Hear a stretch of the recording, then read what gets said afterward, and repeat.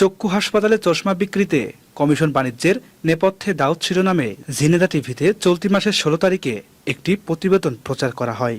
প্রতিটি চশমা বাবদ ১০০ করে টাকা নেন, যেখানে দেখানো হয়েছিল কিভাবে রোগী ভাগিয়ে কমিশন নেন দাউদ।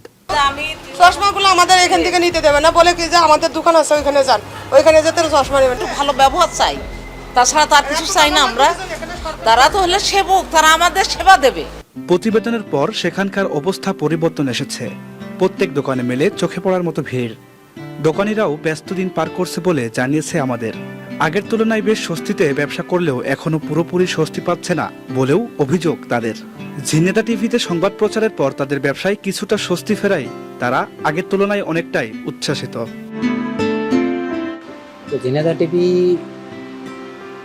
যে প্রতিবেদনটা প্রচার করার পর অনেকটাই সুশৃঙ্খলভাবে এখন ব্যবসা সবাই করতেছে বা সব দিক দিয়ে মোটামুটি ঠিক আছে, এবং হাসপাতাল আইন খুব কড়াকড়, বাইরের দালালদের প্রবেশাধিকার একবারে নিষেধ, সেই হিসাবে মোটামুটি শান্তিপূর্ণভাবে আমরা সবাই ব্যবসা করে যাচ্ছি।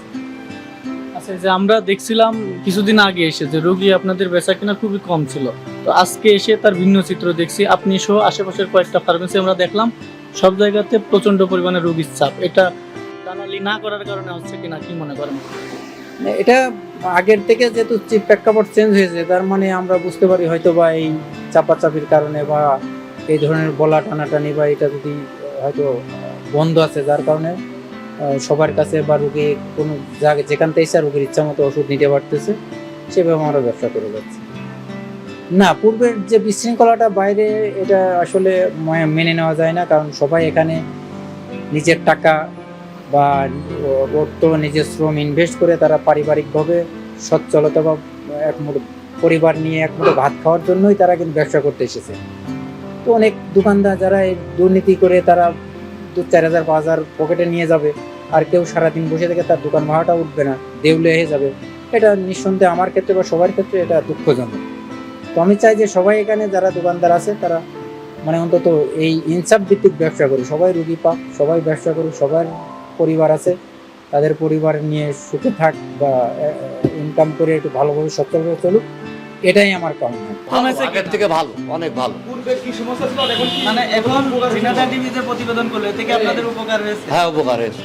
আমাদের কিছুদিন আগে আপনাদের ঝিনেদা চ্যানেল থেকে আইছিল চোখের সামনে, আমাদের বেচা কেনা আপনাদের টিম আসার পরে ওই সময় এখন একটু বেচা একটু বেশি ভালো, আলহামদুলিল্লাহ। তুলনা হিসেবে আপনাদের এই পদক্ষেপ নিয়েছেন ওটা ভালো, এটা নেওয়ার জন্য ভালো হয়েছে। আশা করি আপনাদের দ্বারা আরো ভালো হবে। আমার কথা হচ্ছে আমার একা বেচা দরকার, সবারই হোক, আমার ৪-৫টা দোকান আছে এখানে, সবারই কম বেশি বেচা হবে, এই আমার প্রত্যাশা।